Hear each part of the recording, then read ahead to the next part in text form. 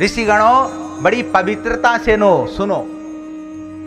अच्छा, यहां पर सभी लोग विराजमान हैं, सभी लोग बैठे हैं, जरा ये बताओ सबसे बड़ा डर किस चीज का है भाई? सबसे बड़ा डर बताओ किस चीज का है? हाँ, लगता है आपको डर किस चीज से लगता है सबसे ज्यादा?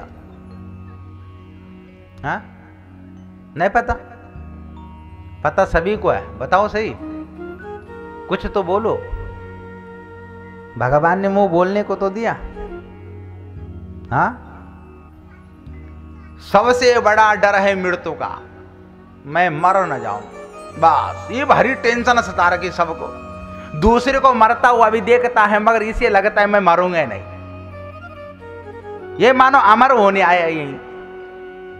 हाँ, सूत मुनि कह रहे, 16 वर्ष का बालक कह रहा है उन महात्माओं से जो 10-10 हजार वर्ष की उम्र के थे, इतने विद्वान हैं कि भगवान को मिलने चले जाते हैं, भगवान को मिलके भी आ जाते हैं। अरे भगवान को तो वही मिल सकता है जो भगवान को जानता हो, भगवान को समझ गया हो, वही भगवान को मिल सकता है।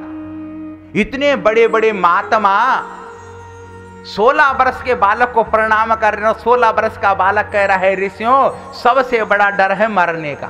जय है कि नहीं? मरने का डर सबको है। काल ब्याल मुखा ग्रास त्रास निर्नाश हेतु है। जब हम तुम मां के पेट से पैदा होते हैं तो पैदा होते ही काल अपना गाल फैला लेता है, काल अपना मुंह फैला देता है। हम तुम पैदा होते हैं, जीव जंतु पैदा होते, ब्रह्मा की सृष्टि में जो कुछ पैदा हुआ, जलचर थलचर नवचर नाना, सब कुछ ब्रह्मा जी ने बनाया है। जीव जंतुओं को भी, यहां तक कि मच्छर को भी, सब ब्रह्मा ने उत्पन्न करा है। पैदा होते ही प्रत्येक प्राणी काल के गाल में बैठ जाता है। काल अपना गाल कब बंद करेगा कोई नहीं जानता। जानता कोई? काल ब्याल मुखा ग्रास त्रास निर्नाश हेतु है। अच्छा, घमंड किस चीज का जरा बताओ? पद का या धन का या कुटुंब का या अपनी श्वास का, जिस पर आप इतने इतराते हैं, दुनिया से इतना कलेश करते हैं, अपना पैर ऊपर रखने के लिए दूसरे की गर्दन झुकाना चाहते हैं, प्रतिष्ठा को मिटाना चाहते हैं। अहंकार किस चीज का? श्वास का, धन का, मद का, विद्या का।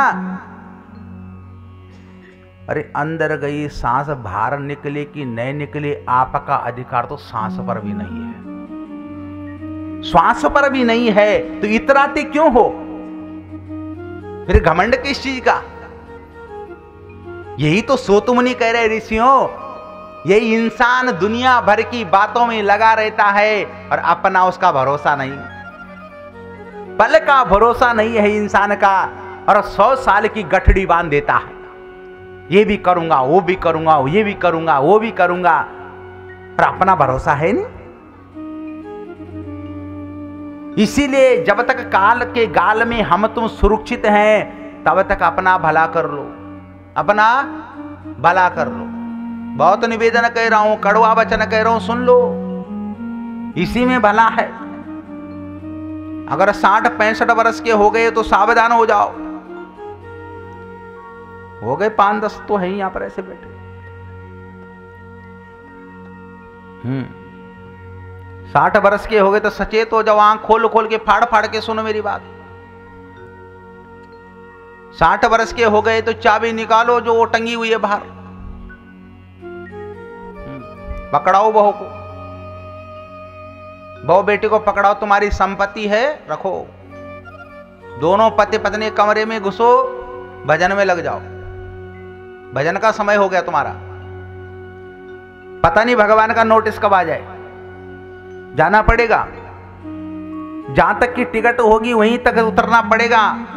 सहारनपुर जाना है तो सहारनपुर से पहले यमुना नगर के येड़ गेड़ आपने बैग तैयार करने पड़ेंगे।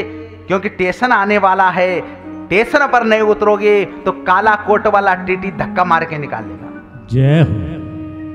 वो आएगा, धक्का मार के ले जाएगा। एक सांस कम नहीं देता, एक ज्यादा नहीं देता। तो दे दो।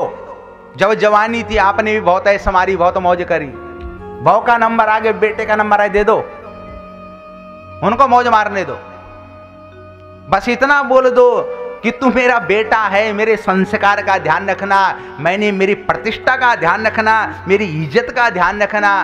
बेटा पता नहीं मैं यहां तक कैसे आया हूं, बेटा एक बार ये चाबी तुझे पकड़ा रहा हूं, ध्यान रखना इस चाबी को मैंने ऐसी प्राप्त नहीं करा है, इस गले पर रखे हुए पैसे ऐसी नहीं आए हैं बेटा, बड़ी मेहनत से आए, ध्यान रखना। ये उसी चाबी देते हुए कह दो। जब तक परिवार के प्रपंचों में पड़े रहोगे, कल्याण होने वाला नहीं, कभी नहीं। सूत मुनि महाराज कठोर कह रहे हैं, मरने का सबसे बड़ा भय है, इसीलिए अपने जीते जी अपना कल्याण कर लो, तीर्थ यात्रा कर लो, दान कर लो, भजन कर लो। क्योंकि जब भगवान ले जाते हैं ना, आदमी मरता है तो ये नहीं भगवान पूछता है कि तेरा कितना काम छूट गया, कितना रह गया। वो इंतजार नहीं करता है, तुम्हारा पड़ोसी नहीं कोई इंतजार करेगा।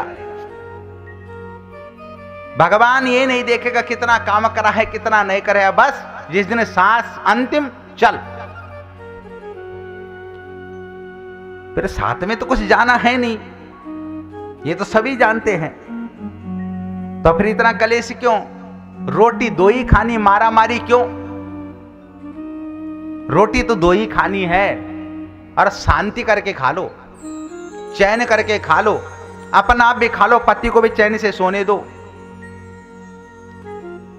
पति पत्नी रात को सो करके कलेश करे तो बीपी बढ़ जाएगा। डॉक्टर साहब दवाई बांधेंगे पक्की। क्यों खाई दवाई? क्यों बीपी बढ़ाए अपना? लोगों के चक्कर में क्यों बढ़ाया? ध्यान रखना, दूसरे की जिंदगी जीने वाला अपनी असली जिंदगी भूल जाता। अपनी जिंदगी जियो, आनंद तभी है